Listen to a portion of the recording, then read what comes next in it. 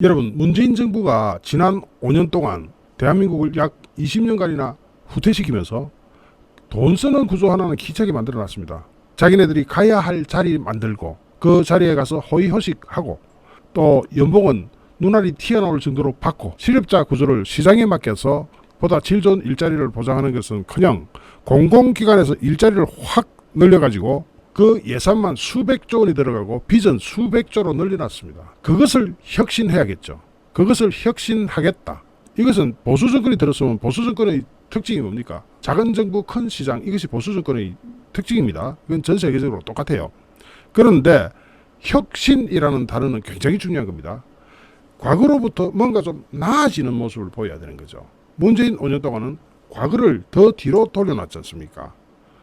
돈 쓰는 구조를 그렇게 만들어 놓으면은 그 돈은 밑빠진 독에 물붓기처럼 들어가게 되어 있습니다. 당연합니다. 사람이 늘어나면 월급도 늘어나고 그 사람들 쓰는 경비도 다 늘어납니다. 그것을 전부 혁신해서 보다 나은 미래로 가야 됩니다. 거기에 대한 필요성은 반대하는 사람은 없을 겁니다. 윤석열 대통령이 오늘 공공기관의 혁신은 더 이상 미룰 수 없는 과제라면서 고강도 공공기관 개혁을 예고했습니다. 이제 파티는 끝난 겁니다. 그쪽에 가서 일자리 보장받고 수억 원의 연봉을 받고 법인카드 마음대로 쓰고 하던 그 모든 호의호식하던 그 사람들 파티가 끝났습니다. 지난 7일 국무회의 때 반도체 산업 육성 및 관련 인적 자원 육성 강조하면서 시장 우선주의를 만들겠다. 시장에다가 맡기고 국가는 그 시장을 밀어주는 쪽으로 간다 하는 게 제1의 국정과제였다면은 국가 혁신, 공기업 혁신 이 부분이 두 번째 국정과제로 등장을 한 겁니다. 윤석열 정부의 두 번째 국정과제. 윤석열 대통령은 오늘 오전 화상회의 형식으로 진행된 국무회의에서 공공기관 부채는 지난 5년간 급증했고 그냥 돈을 빌려다가 막 잔치를 한 거죠. 파티를 한 겁니다. 그것도 있는 돈을 쓰는 것이 아니라 빌려다가 마구잡이로 쓰댄 겁니다. 공공기관 부채는 지난 5년간 급증했고 작년 말 기준으로 무려 583조 원에 이르고 있는데도 지난 5년간 공공기관의 조직과 인력은 크게 늘어버렸다.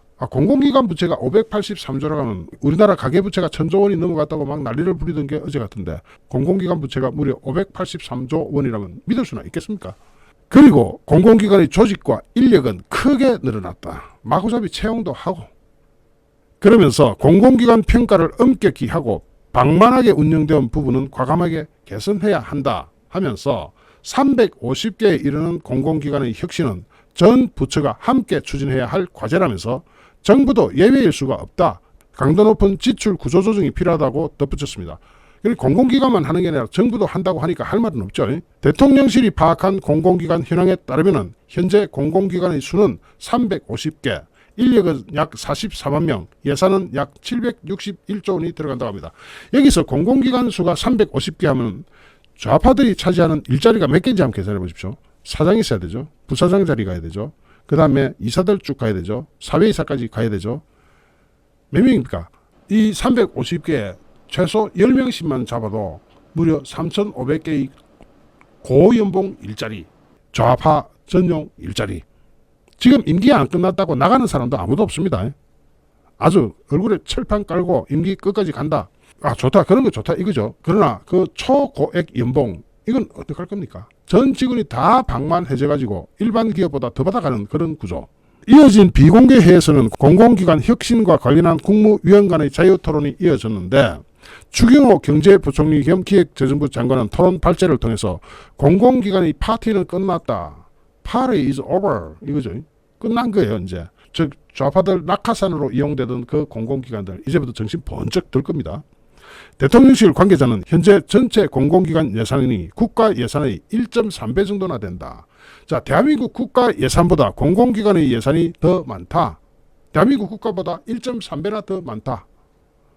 문재인 정부 시절인 지난 5년간 공공기관 부실 규모가 급증해가지고 부실 기관 수가 문재인 정부 기간 동안 29개가 늘어났고 인력은 11만 6천 명이나 늘어났고 부채는 84조 원이나 늘어났다.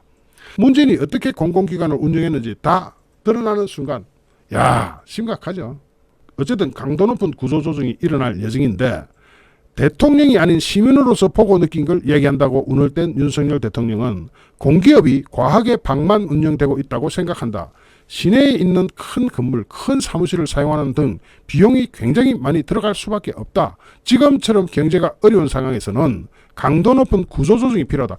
이 구조조정이라는 단어를 공기업에 들여다대면 공기업에 가 있는 낙하산들이 좌파 일자리들이 눈이 번쩍 떠지겠지만은 기업으로 가면요, 구조조정 이거 살벌합니다.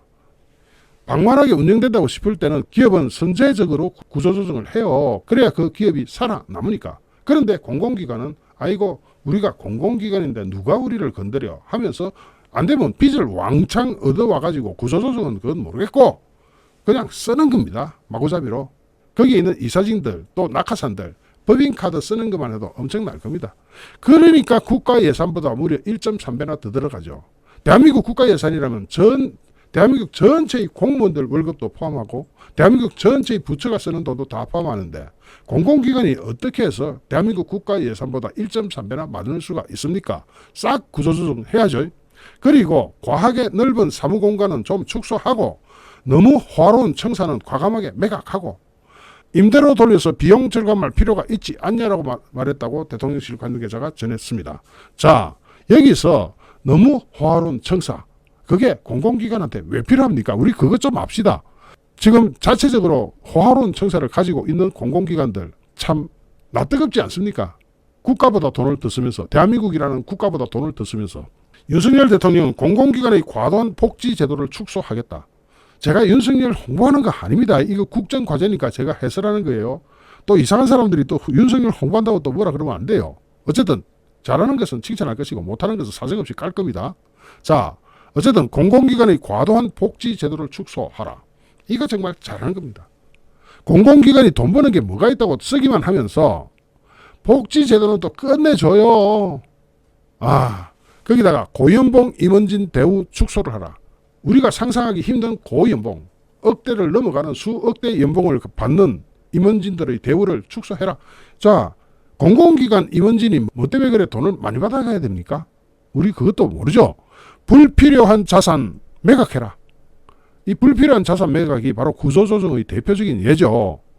그러면서 기획재정부가 태스크포스를 만든 뒤에 공공기관 구조조정을 통해서 환수한 비용을 그 돈을 가지고 소외당하고 어려운 이웃들에게 돌아가도록 하라. 이게 뭡니까? 구조조정해서 들어오는 돈, 구조조정을 하면 돈이 들어오게 돼 있지 않습니까? 왜냐하면 이건 사기업이 아니고 공공기관이기 때문에 구조조정을 해서 남는 돈을 기업의 이익으로 가는 건 아니죠. 그러니까 거기에서 남는 돈은, 거기서 들어오는 돈은 전부 다 어디다 쓰라? 소외당하고 어려운 이웃들을 향해서 쓰라. 자, 진짜 좌파 낙하산들이 할 말 없는 그런 겁니다. 그 돈 아껴서 넣어주는 게 아니라 어려운 이웃에게 주겠다.